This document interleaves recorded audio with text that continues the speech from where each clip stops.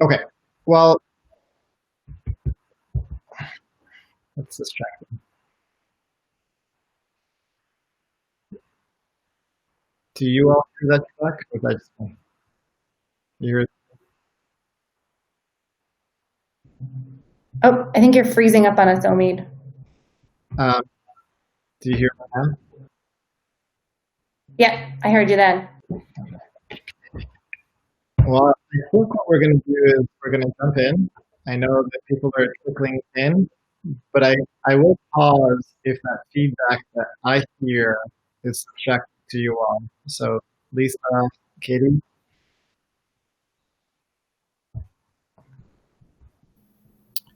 Yeah, it is. I mean, this is Matt. Sorry to jump in.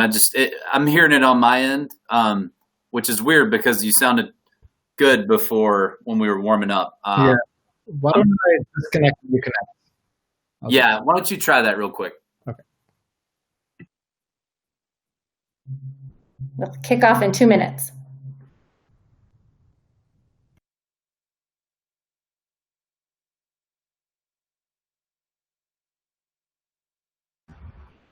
While we're waiting for Omid to join us, I just want everyone to know that you are welcome to type in questions through the chat window in your video pane, and we will be moderating a Q&A discussion at the end of this session.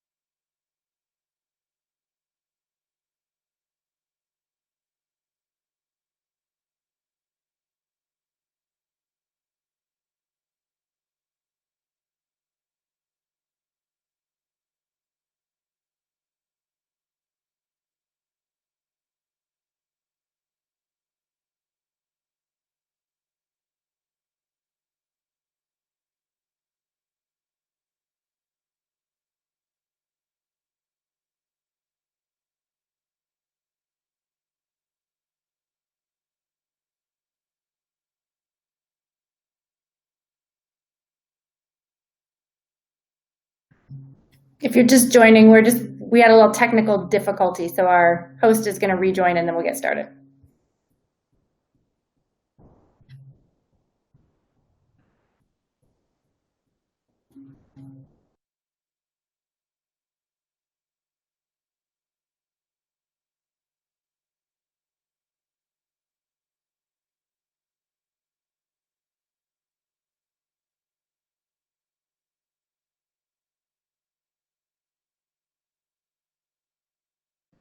Should we warm up, Lisa, by asking everyone who we have in the audience and maybe what brought them here today? Oh, you already did that. I was trying to dissuade the lawn mower outside my house from making so much noise. Ash, our amazing program manager at the Accelerator, has jumped into the chat window with that question. Oh, yeah, I see Ashley in there. Great. Yeah. Oh, Omid's having trouble getting back in. We might have to proceed without him while he's figuring things out. All right, so Omid is going to work on some technical issues in the back end, and we will go ahead and get started so we stay on time within our session. So I want to welcome everyone for joining us today. Appreciate your attendance. By way of quick introductions, my name is Lisa Ferrara, and I'm a senior program manager at WGU Labs, and I am leading the College Innovation Network along with Omid Fotuhi. Katie, would you like to introduce yourself quickly? Sure, I'm Katie Kapler. I am the co-founder and CEO of a EdTech company called Inscribe, and we help build virtual communities for institutions that wrap around existing resources and curriculum and help connect students with the individuals and the information they need to succeed in school. So our company is also working with WG Labs on a number of efforts, including some research and market development. Great, thank you. All right, so let's dive in. First, we're going to talk today about some research and some efforts within WG Labs to sort of address the market inefficiencies we've noticed between EdTech innovators, especially ones that are just getting started and maybe smaller in in numbers and impact at the moment, and with our institutional needs that we've heard from different colleges across the nation. So first of all, I don't think anyone is surprised now to hear that COVID has been taking over our world, and we have a number of hotspots arising and adjusting on a daily basis, it seems like. But essentially, it has touched the lives of everyone within the world in some way or form. And in particular, it has really affected the way that we approach learning. We've had a lot of institutions who we've noted throughout research over the summer, having to move to this technical approach and have ended up pivoting their teaching and learning models on the fly. And I think Katie is going to talk about this a little bit later on, but some of these issues that we're seeing schools try to address are not new due to COVID, but rather that COVID has served as an accelerant in some of these areas. And one thing that has had a light shone on it as part of this COVID adjustment and pandemic period is that technology connects students to learning. And what we need to think about is the ways that technology can do that effectively and impactfully on student outcomes. So a recent, as we are thinking about the way that COVID changes the rules within our teaching and learning systems is that, first of all, no one institution, EdTech product, research team right now has the answers. But what we have heard from our institutions that we've been discussing with throughout the past 7 months is that there is this reduced and often uncertain future for their operating budgets. And so a lot of them are facing immense financial pressures to keep their schools or their systems open. And the rules are constantly changing. A lot of the historical data used for some of these predictive modeling to think about how we can address student needs within our institutional systems may or may not meet the assumptions that we created those historical models with. And so we need to think about shift in data collection and how we're analyzing that real-time data that we are getting access to. We need to think about what that tells us about student needs now and in the future as well. Enrollment patterns, there is some conflicting and some initial research on enrollment patterns suggesting that they're remaining relatively unfazed. In the sense that most students are still enrolling at their originally chosen college or those nearby to their geolocation. But there is additional research out there, I will note, that is showing that students who are traditionally underrepresented or underserved are withdrawing from higher education at higher rates than other students who maybe have more financial means. And so what we're looking at is this potential for students to start exploring other options for their education. And what we need to sort of think about is one option that they're considering is this remote learning and whether or not it's effective for them. So we have seen, as I mentioned earlier, some of the trends in university adoption of e-learning during COVID. Regular classes have just essentially dropped, and we're seeing more and more moving to fully online. And this graph is obviously from the spring. In the fall, we do have some schools who've moved to hybrid models. Some of them have already had to pivot back to fully remote or e-learning situations. And some are trying to carry on with a hybrid or in-class with severe restrictions and changes compared to what they saw in the spring. So a recent survey from EdSurge investigated what community colleges may want from EdTech innovations. And I will say here that among our conversations with institutions through our work with WG Labs, we've noted that community colleges are suffering quite a bit in the sense that their enrollment numbers are the most uncertain. Their budgets are being slashed across the board, and they're really looking for ways to be mindful of the way that they are introducing or adopting e-learning into their program offerings. So EdSurge has also done some companion work to this, and they found that the tools need to be designed for community colleges in particular. So when we talk about historical data, for example, a lot of the algorithms used to predict retention or dropout may work for a four-year institution, but not necessarily when we take that to a community college student population. Different variables, different assumptions in the data, different start and end dates for terms. A lot of them have rolling start dates as well. And so we need to think about tools that actually address community colleges' needs. Community colleges are also looking for better tools for their remote learners. A lot of learners are facing, devices limited access to devices, or the devices they do have are maybe older and don't support some more robust platforms, or running several apps simultaneously. And we might want to think about how those remote learners log into their coursework throughout the day or the week or the term. So we do know that a high population of learners are working learners as well. And so they may not be logging in during typical lecture hours. If a class is being held on campus, for example, from noon to 1, they may actually be working, and they might be able to log in for a few minutes on their lunch break and then come back asynchronously or periodically throughout the day. So when you think about remote learners that can satisfy, or remote tools that can satisfy those remote learners' study times and patterns as well. Community colleges have also noted in our needs assessment phase as well that they really need assistance in navigating what's out there. If you've looked at the EdTech landscape documentation or the Holland IQ Index, or if you've looked at any of those publications, there are just so many EdTech products and services that are popping up seemingly daily. And so just figuring out what is out there that can meet our specific needs is quite a challenge, and it takes a lot of manual labor to go conduct that research and evaluation.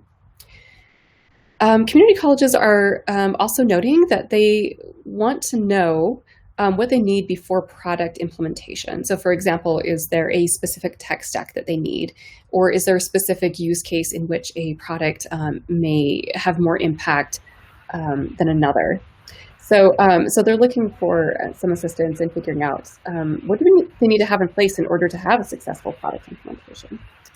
The fifth thing that community colleges have noted around EdTech innovation is just more of this on-site transition and assistance in installation and implementation support.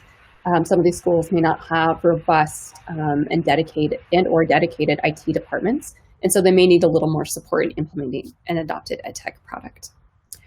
I see Omid has joined us, so I'm going to ask if he wants to talk through this slide at all, or if you'd like to take the baton from here.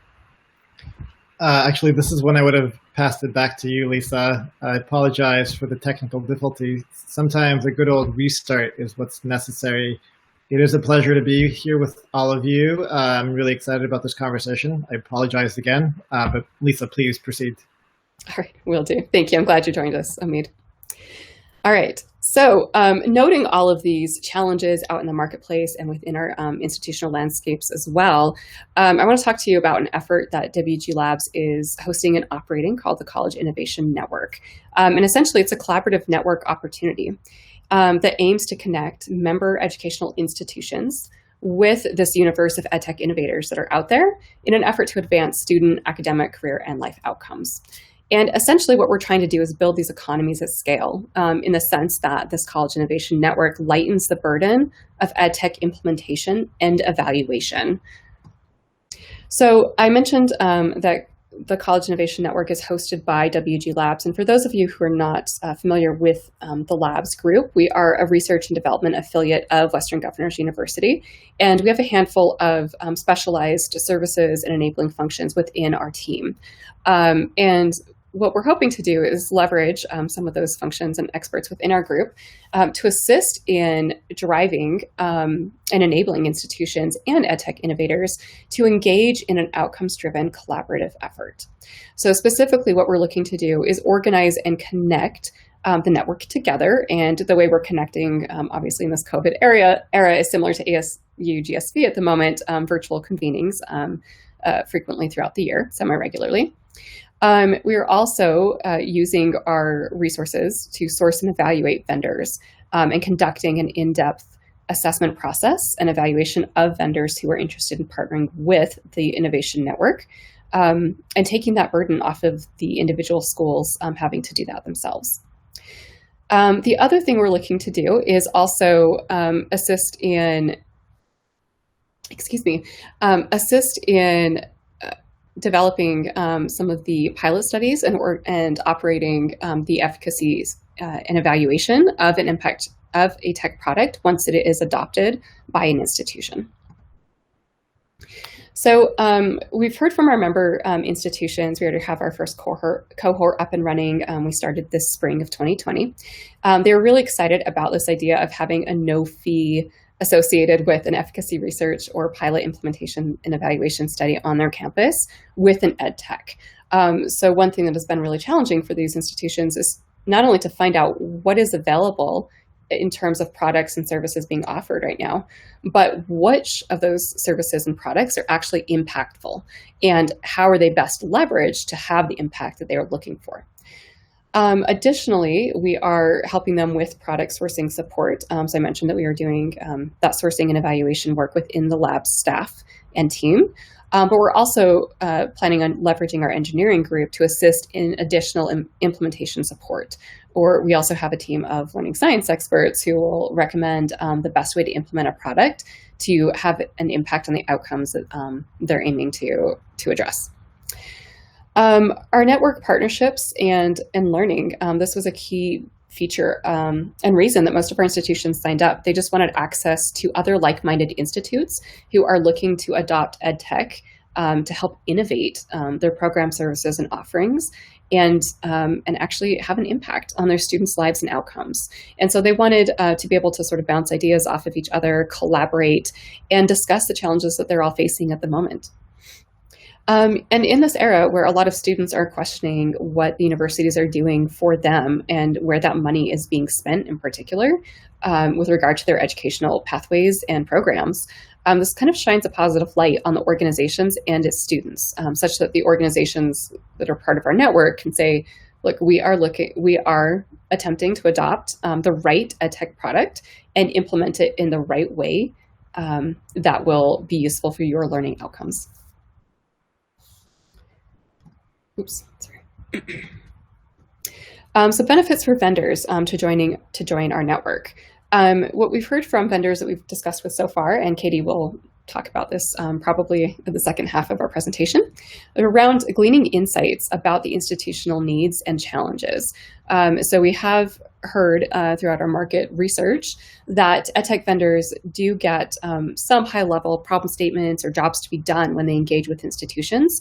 But one thing that our CIN staff and WG Labs is doing is really focusing on an in-depth and iterative needs assessment process in which we can glean not only problem statements that might be useful for the EdTech vendors so that they can effectively align their work and their product, the goals that their product should have with the needs of institutions, but really uncovering why that problem exists and thinking about all the variables that go into that situation as well.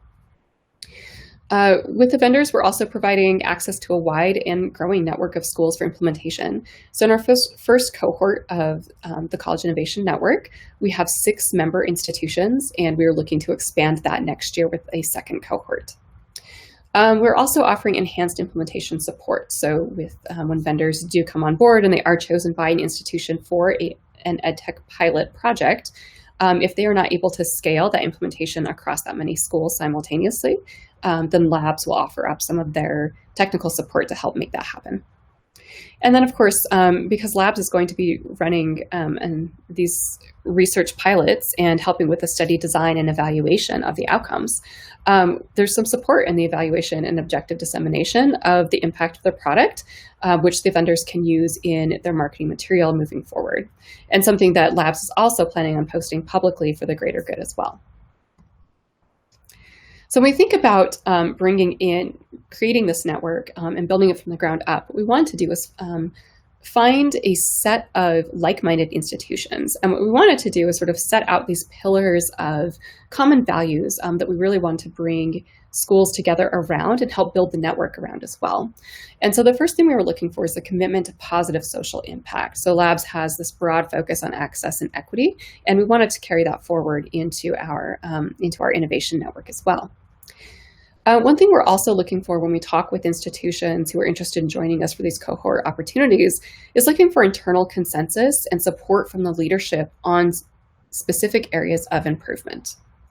And also the capacity for the project demands. So we do work with a project coordinator at each institution, and they've been very flexible and very supportive, coordinating with us in all of these needs assessment methods, joining with the convening, and then being receptive to the results of our vendor evaluations as well.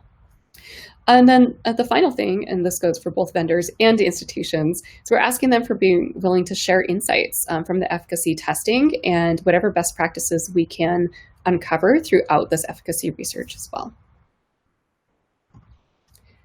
So our cohort 1 member institutions are Central Ohio Technical College. We have Loyola from New Orleans, Piedmont Community College, North Carolina, Rio Salado, who's part of the Maricopa County Community College system in Arizona. And we have 2 members of the Pennsylvania State System of Higher Education, California University and Mansfield University. And these institutions have just brought together a really interesting set of perspectives and needs and challenges. But the nice thing about that, the needs and challenges they've brought forward, is that we've been able to converge on a set of network priorities that are actual pressing issues across all of the network member schools at the moment. So the number one, we had a series of themes and we underwent a prioritization exercise in order to come away with 4 that we are going to focus on in cohort 1 and sourcing EdTech pilots and vendors for. So access and equity, looking to ensure that all students have equal access to learning opportunities. Student engagement, so in the times of COVID, thinking about how we can connect students together in meaningful learning partnerships and with supportive faculty and staff as well. Another thing we're hearing from some of our smaller community colleges is this, faculty readiness for remote teaching. A lot of faculty have not had formal training in, especially adjunct faculty, formal training in any of these remote or hybrid teaching and learning models. And so thinking about how do we get them up to speed quickly and help support them in adjusting their course design into this new format that they're expected to be experts in all of a sudden. And then finally, we've also talked about early alerts, making sure that we are able to identify students in some sort of early warning system who may be needing a higher touch at a particular moment throughout the learning journey. So Omid, I'm going to ask if you have any further comments you want to add to the College Innovation Network or the impact of COVID at the moment. I would say that the slide that you have showing right now, although seemingly simple, really is a great representation of what I've been hearing many institutions struggling with, especially in some of the more urgent needs that they're realizing and having to deal with. I very much appreciate what's happening in terms of the systematic approach of needs discovery that the College Innovation Network is engaging in. But I'm also really excited to hear from Katie in terms of how vendors are thinking about this problem space and trying to respond to the emerging needs of institutions. So Lisa, unless you've got anything else, I'd love to now switch over to Katie and start picking her brain around what does it feel like from a vendor's perspective to be pulled into the space. Lisa probably created the context to share that we are living in a time where technology is one of the few remaining viable, sustainable channels that students have to connect to their learning. And with this dependence on technology, we're relying on innovators like Katie to provide effective tools that enhance learning. Despite the fact that the channel is a constrained channel compared to the in-person experience that students have. So have you introduced Lisa, Katie, Lisa? I did introduce myself at the outset. Great. Great. So we'll jump in. I'm really excited to hear your thoughts around what's happening and how can we as a nation, as a community, respond and continue to allow students to learn in the ways that we know that they need to. As a bit of, I would say, background, I'd love to hear from you, Katie, in terms of what are some of the challenges that you've been facing specifically in recent times when COVID has hit and there's been this significant disruption to how education looks like, what it looks like basically in our society. Yeah, so this has obviously been a very interesting year for everybody, in education in particular. So on the one hand, my organization is, lucky is probably not the right word, but in a good position because our technology was already focused on enabling communication and collaboration in a digital space. So we work with a lot of online programs, and we work with a lot of people who are trying to recreate these experiences online. So it sort of adds relevance to what we were doing to a broader set of stakeholders. But with that said, we're still a small company, and there's kind of two big challenges I think that COVID and the new state of education has brought to us this year. One is the fact that it's just really hard to get in front of people right now.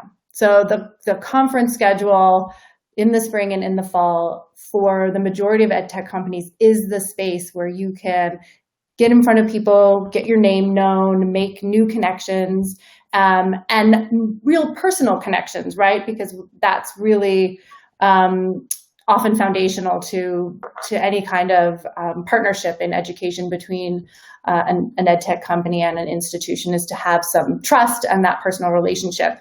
And so when that was taken away, I know that online conferences like this are getting their feet under them and learning how to do it, but not having that kind of one-on-one or the people that walk by the booth and being able to have those spontaneous discussions has made it more difficult this year to reach a broader set of stakeholders.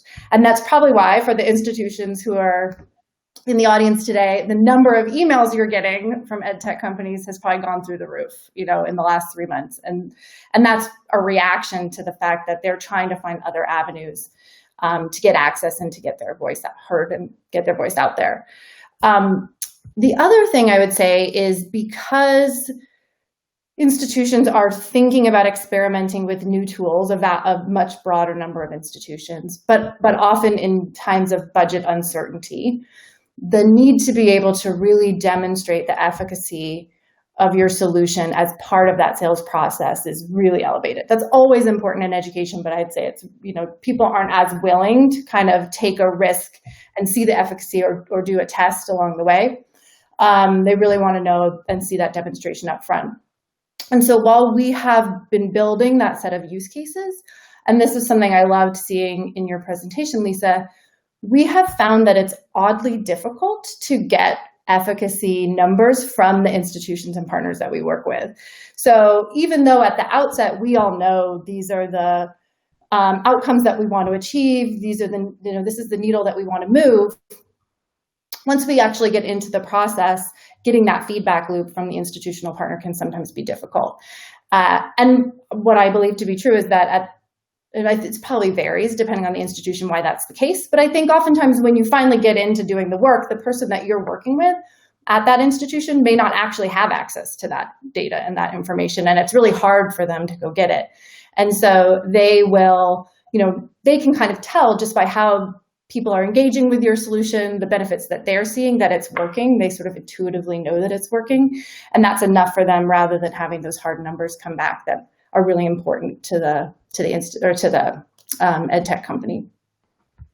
Yeah, I mean that's a really powerful point. And as I was hearing you speak, Katie, it kind of made me wonder what kinds of processes actually play out in the way that institutions decide which EdTech products to go with. Because I think with any sort of marketplace where you're being approached, solicited by vendors, or trying to decide whether to invest in a potential product or not, there is this question of trust. Yeah. And with the channels that you mentioned being more constrained and more difficult to demonstrate both, credibility as you typically would during conferences, during the sort of informal interactions you used to have, as well as the greater reluctance or constraints on bandwidth to provide the data that allows you to build up your empirical base. Yeah. I can't help but wonder if that might be something that collectively across many institutions might be feeding into a trend where the EdTech providers or solutions that survive are the ones that are already the well-established ones, the bigger ones, potentially putting more pressure on the smaller ones that typically have been the engine for innovation. And I wonder, and I'm posing this as a question to everybody, including the audiences who may have perspectives around how they navigate these situations. Why we think that could be the case, and potentially how can we overcome that? Because I worry that might be a trend that actually is playing out. Perhaps not, and if it's not, I'd love to hear. But if it is, what are some of the things that we can do to allay those forces that prevent innovation from happening? Yeah, well, I mean, I think you're exactly right. I think there is a big risk that will be one of the outcomes. I mean, that is always a risk in the education landscape, but given the additional constraints of this year, I think the impact of that is going to be, greater on the smaller EdTech companies, certainly. Things that I think could help. So I'll give you one thing that I think is really hard to do, but it would help, and one thing that I think is really easy to do. So we'll do the hard one first. And that is at your institution, if as an educational institution, if you could think about ways to kind of formalize the process, to your point, Omid, of not just selecting EdTech companies, but also piloting them and then making the decisions for moving forward. I think that having something that isn't that is repeatable and that people can trust inside the educational institution would actually open the door to more innovations coming in. If every time an institution wants to try out a new product, they're sort of starting from scratch on what that means and how they're going to do it and who's going to be involved, that is just exhausting. And so if you could kind of have a more formalized approach for the number of things you're going to try and how you're going to try them and how you're going to decide if they work or not, you might be able to test more things with less, burden and anxiety. So I know that's not easy to do and it's hard to get everyone aligned, but I do think that could help. And obviously that's something that you guys are working on with CIN. The easy thing to do is, decisions about what products are going to be purchased in education, I think, are largely driven by word of mouth. Institutions like to turn to their friends and colleagues and learn about what they're doing and what's worked for them, and that makes total sense. So if you are working with an EdTech company, so this is going to presume that they've gotten in the door, and it's going well, just take a minute to give that company a shout out, either inside your own organization or on social media, maybe join them for a webinar, even, understanding your time constraints, but giving those little shout outs to the company actually is tremendously powerful and influential in terms of them being able to reach a broader audience and have some legitimacy behind the outreach and the context that they're trying to make. Yeah, I appreciate that. And I think, again, and you've touched on this, this component of being able and being willing to put out the empirical basis or the effectiveness metrics for your products to help not just get into the door, but also demonstrate a commitment to continuous improvement, which ultimately, with so much changing so rapidly, I feel will be a cornerstone of any kind of innovation or EdTech solution. So, yeah.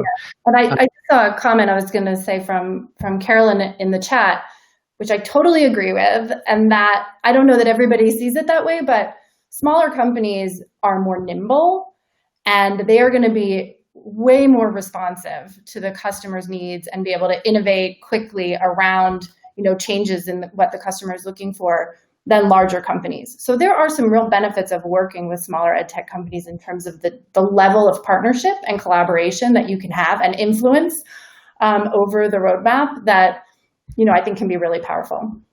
Yeah. And my own personal sort of perspective is that with so much changing, we're all learning what our students' evolving needs are. And in order to keep pace with that rapid change, there needs to be an appetite for experimentation, right? And with experimentation, there will be some failures and some successes, but hopefully there is a long-term commitment to learn and to grow and to change. And I recognize that with that, there still is this question of constrained budgets and a question of trust and accountability. And I'm trying to figure out how we can create processes that essentially help us manage the risks, right? Both from the vendor's perspective as well as the institution's perspective. Yeah. And actually, that might be a nice segue in terms of, what are some of the strategies, tools that you can see benefiting both vendors and institutions when it comes to managing risk, with the intended outcome of creating more meaningful partnerships between the two parties? Well, so what of this list of things that I think are useful, all of the above. But I would also say, for us, the biggest risk when we go into an implementation, like if we ever have an implementation that doesn't go well, it is almost exclusively because the stakeholders within the institution weren't really aligned on the problems they were wanting to solve and how they wanted to solve them. So most EdTech companies serve, at least three constituents: the individual who's making the buying decision and bringing the technology into the organization, so usually someone from the administration. Oftentimes faculty or staff who are participating or leading activity in the platform, and then obviously the students themselves. And so you need to be able to align all of those people at the institution and get them on board. And occasionally what will happen is we'll have great conversations with an administration and they'll be really excited about it. But when we go to deploy, there's a misalignment between the people who are actually going to use the product. So anything that can be done on the front end and I would sort of put this under the bucket of both insights into institutional needs and implementation support, which is just facilitating that change management piece and helping everybody understand the benefit of what's coming to the table and kind of getting on the same page. Anything that can be done to facilitate that is going to make the process go much. Can I just sort of hone in on that for a second? Yeah. Where have you seen that be done effectively? And when it is done effectively, who's driving that change management? So usually the person driving it is, so let me say this, when it's most effective, it's that you have the administrative buy-in and you have a champion who is well respected from sort of that, let's say that faculty and staff area, who will be the ones actually using the product. And when you have that level of alignment, you have the enthusiasm to sort of bring others on board and get everybody, aligned and moving forward. Students are kind of a different constituency, which is if your product is really good and adds value for students, they're going to use it. So I would sort of put them in a slightly different bucket, but that's definitely where we have that collaboration and we have buy-in, some level of leadership and buy-in from both groups that can come together. Mm-hmm. Mm-hmm. Great, thank you. And then I think we've talked certainly evaluation dissemination. We already talked about just the really research and efficacy is like gold to, an EdTech company. Just being able to share the power of what they're doing and tell that story through the lens of an institution is so important and critical. And yeah, I would say access to a community of learning of institutions, but also other EdTech companies, because the other thing that I think is a real opportunity for smaller education companies is if they can find ways to work together. So maybe they have a smaller solution that's really complementary of a solution over there. And if they can bring those solutions together in certain instances, it actually adds power and value to their story as well. Yeah, I appreciate all of that. And today's conversation really is intended to take in the perspective of young early stage companies like yours who are doing some wonderful innovation in current times where it's gravely needed. As you have mentioned, you have had some beneficial circumstances that have allowed you to continue to thrive, but I'm sure that's not all coincidental. And I wonder if there are some strategies, recommendations that you might have for vendors, especially given some of the topics that we've touched on, right? I think from an institution's perspective, there are these challenges of just getting into a room when you can have conversations around what is our need and how can you provide those needs. But any other kind of recommendations or strategies or tips that you might have for companies that are trying to make an impact during current times? Yeah, so one of the things that we talk about a lot at our company is the idea of empathy. So empathy in the sales process and really thinking thoughtfully about the needs of the institution and also the constraints of the institution. And that's even more relevant today. So I would say take some time to really, think internally about that and how your product specifically speaks to the emerging needs of institutions and what flexibility you have, whether it's monetary or the amount of support that you're providing to help people get up and running. What flexibility do you have to be able to address the constraints that those institutions are under? We did, for example, earlier this year, provided sort of a pay what you can model for Inscribe for people who adopted during the summer, saying, listen, we know that there's a real need for what we do. We realize that not everybody can afford to pay the rack rate. So just let us know what works in your budget and we'll make it work for us. And that was the idea that let's get in there, let's help them. Let's do good for these students. And then we know that the output of that is that the institution's going to recognize the value of our solution and it sets us up for a longer term partnership. Katie, it's a pleasure to get your perspectives. I do want to see if there are any questions that we haven't addressed either in the chat, if they've been posed, or if people want to post them now.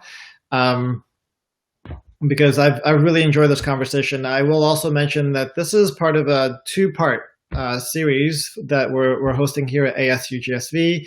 Today, inviting the perspective of vendors like Katie to share with us what that experience is like. Next week, next Thursday at the same time, we're bringing in some members, administrators from institutions who are grappling with the same questions, but from the opposite perspective. So invite all of you to join us again for that session. But we have a few minutes if anyone has questions, thoughts, comments. And of course, as you see on the screen, the contact information for our team is posted. We encourage you and welcome you to reach out to us with any questions. We'd be happy to connect with you and let you know what we're doing with the College Innovation Network. So with that, I'll open it up. And while we're waiting to see what questions come in, Omid, I was going to say one other thing, because you definitely, you brought up the concept of trust a couple of times, which I think we all know is really important in the relationships in our space. And, my experience is most CEOs in education come from, a space of wanting to do good. Not a lot of people get into creating an education company unless they really are out there to have a positive impact for students. I know there are some, bad players or people who maybe use techniques to do sales that reflect badly even on those of us who are trying to do everything the right way. And so just like I would say, give shout outs to the companies that you work really well with. Don't be afraid to call out the companies that aren't, because we want to make sure that we're, separating and kind of calling out the people who have bad practices so that we can improve the trust between the institutions and the rest of the companies in the space. Yeah, I really appreciate that comment. And I think that's absolutely on point.